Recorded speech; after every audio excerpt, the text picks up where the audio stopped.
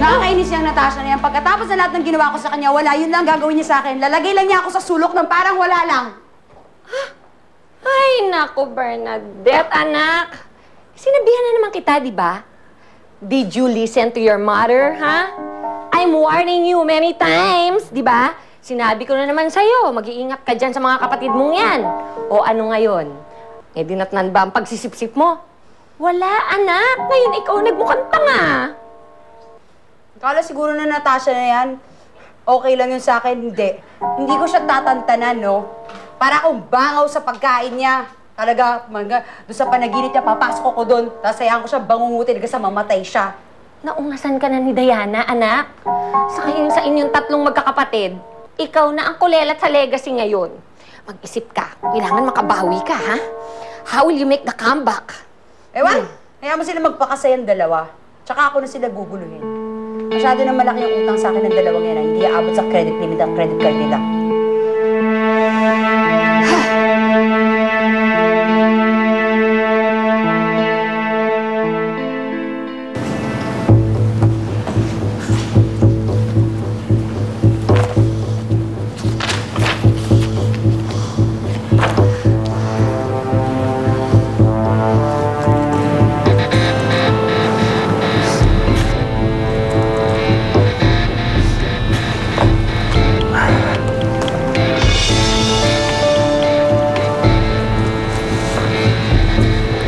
Anong ginagawa mo dito?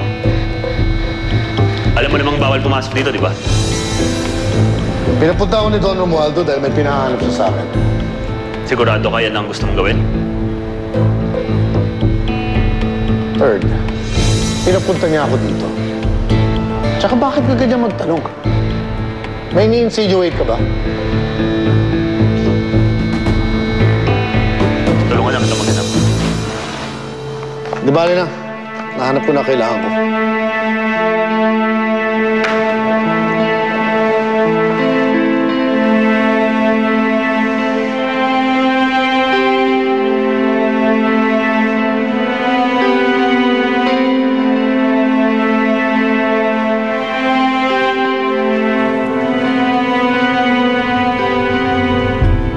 It's very rare na bisitahin niyo ako dito sa trabaho. So, I think it's safe for me to assume na may kailangan kayo sa akin. Well, as you know, we are all very excited with your engagement with Josh. And in fact, kami nga ni Mama mag-prepare, di ba, ng engagement party. It's just that we were thinking that para makapaghanda kami ng gusto, maybe you can consider na madali ang pagpapakasal niyo ni Josh. Did Lolo ask you to talk to me?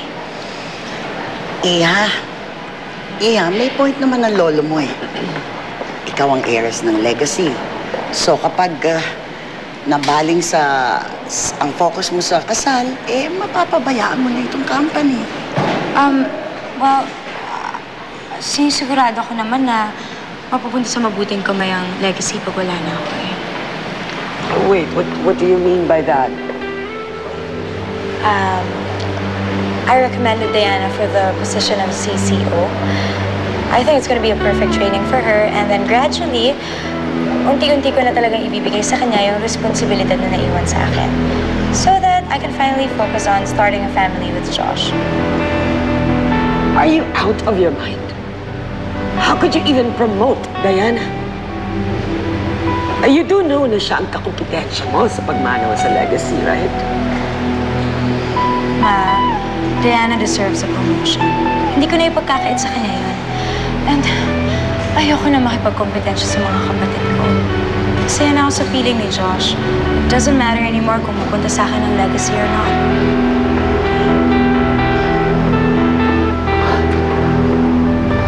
What? Ano yun? I don't understand her.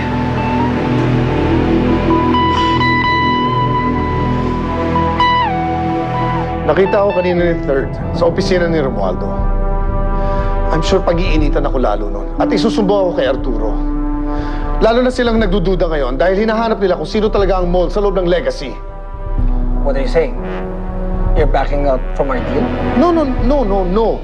Gusto ko lang sabihin, siguro, dahil mainit na yun, maybe dapat i-postpone mo na natin itong ginagawa natin. Roel, you cannot back out from what we've talked about. Ang dami ko nang in-invest sa'yo. Kung natatakot ka dun sa matandang yun, matakot ka sa akin. Kaya-kaya kitang ilaglag sa kanila. Pag nalaman ng legacy kung sino ka talaga doon, sila ang magpaparusa sa'yo. You're gonna lose your career. Indigo, you can't do that to me. Masisira naman ang pangalan ko sa industriyang ito. Come on. Then get your act together. Do your job. I don't understand her. That girl's stupidity is driving me insane. I mean, how can she give up a top position in Legacy para lang sa isang lalaki? I don't get it. You know, true love nowadays does not amount to anything except for plots and cheesy telenovelas. Abay talagang kailangan ng matauhan yung ampun mo, Eva. Para ma-realize niya ang impact ng gagawin niya. I know. Hindi ako papayag na mawala ng control sa Legacy. Andun ang kayamanan ng mga Alcantara. So, paano na ngayon? Naipwesto na ni Natasha si Diana sa isang importanteng posisyon sa kumpanya. Baka maging dahilan pa yon para lalo magkaamor ang matanda doon kay Diana. Ha? Telling you. No. Hindi bagay sa isang squatter magkaroon ng posisyon sa Legacy. I was able to get rid of her mother once in our lives. I can do exactly the same things with that dirt poor Diana Calcetas. Sir Nico, may phone call po kayo. I'm really busy. You take it. Sige na.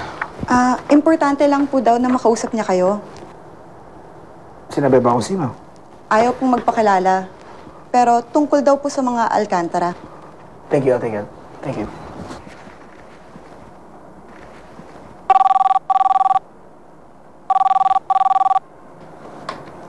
This is Inigo Salcedo. Sino to? Alam ko matindi ang galit mo sa mga Alcantara. At gusto mong pabagsakin ng legacy. Tell me something I don't know or stop wasting my time. Marami pa akong nalalaman, Inigo.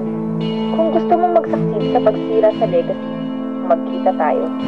Ibibigay ko sa'yo ang sandatang magagamit mo laban sa mga Alcantara. Hello? Sino to?